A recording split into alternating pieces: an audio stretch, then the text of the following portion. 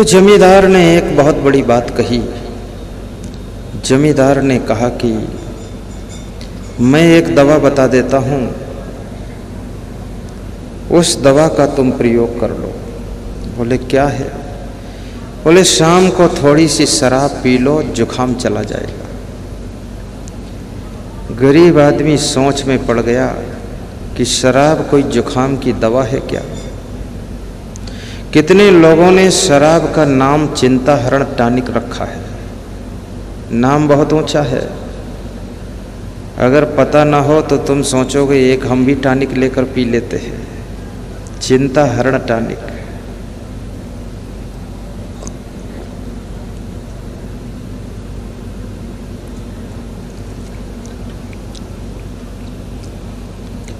और मैं तो शराब को चिंता हरण टॉनिक नहीं कहता हूँ, मैं तो इसको चिता मरण टॉनिक कहता हूँ कि आपको मार कर चिता पर पहुँचाने वाला टॉनिक है ये चिंता हर नहीं सकता है।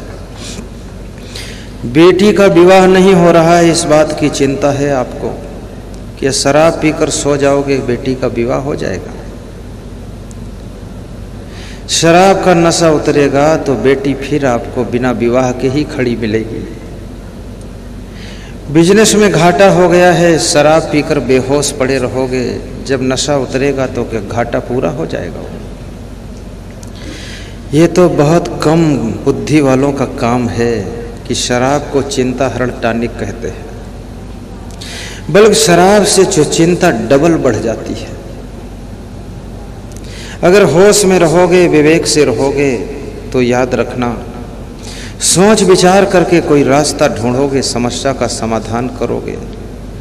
लेकिन अगर होश में नहीं हो तो याद रखना, समस्या और दुगनी बढ़ सकती है।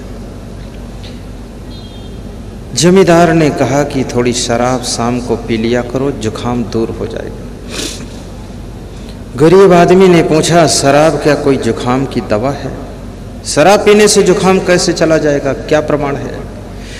तो जमींदार ने कहा, प्रमाण एक प्रमाण नहीं अनेक प्रमाण है। बोले बताओ तो।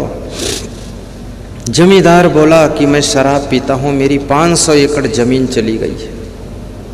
मैं शराब पीता हूँ, मेरी पत्नी भी चली गई है। मैं शराब पीता हूँ, मेरी इज्जत मान सम्मान सब चला गया है। मैं शराब पीता हूँ, मेरे मकान भी चले गए हैं। और तुम शराब पियोगे तो क्या तुम्हारा छोटा सा जुखाम नहीं जाएगा? वो भी चला जाएगा।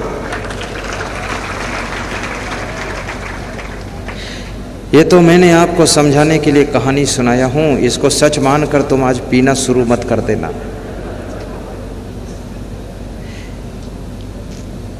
शराब पीने से जुखाम तो नहीं जाएगा, लेकिन धन चला जाएगा, मान सम्मान चला जाएगा।